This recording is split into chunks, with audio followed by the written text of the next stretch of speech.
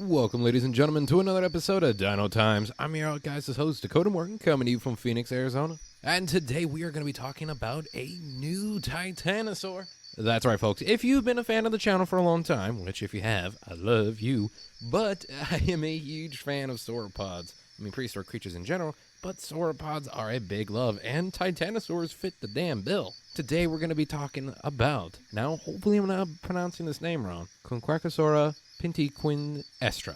Now, Qunkasaura is a member of the Titanosaur family, as we did say, but a saltosaurid, actually, which does mean that if you had a living version of the specimen, there would be some like spikes or, some protruding things. Almost it looks like stones attached to the skin. Saltosaurs, if you ever don't know about that type of Titanosaur, those are type of sauropods that do have those like stones sticking out, I guess would be a way to say, on their skin. And they're also huge. This animal does come from the late Cretaceous period of Spain, actually, which is where the name comes from. Name doesn't mean lizard, but Cuenca actually comes from a Spanish town, actually, in honor of Spanish culture. So that is awesome, by the way. I have to bring out my reading glasses for this one, but the holotype actually is a partial skeleton, and it does have a few pieces in it, and we're going to actually go over those very quickly here. But before we go any further, it was found in a bone bed full of other titanosaurs and sauropods, too. And from what I've gotten on the nature website, as well as a few other articles as well, we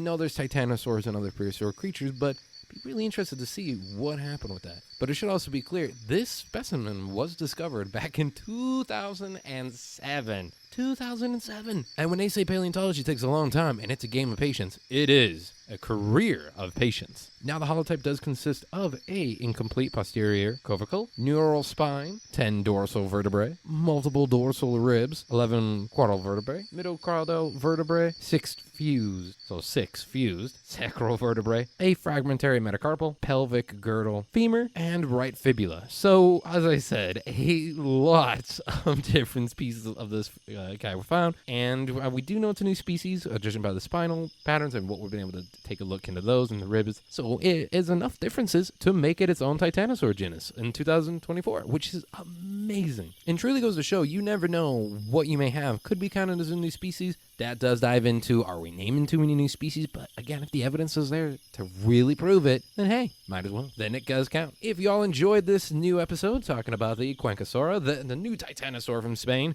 then be sure to subscribe for more Dino Times here on the channel, more paleo stuff, as well as video games, and much, much more. And if you're watching this on the release day, by the way, I've released a new podcast called The Lore Pod, podcast where I go over the lore of everything pop culture, from movies, TV shows, video games, and more, and it is available wherever you listen to podcasts. And of course, my social media is in the description box down below, as well as my Twitch streaming channel. And of course, remember folks, as always, science is real.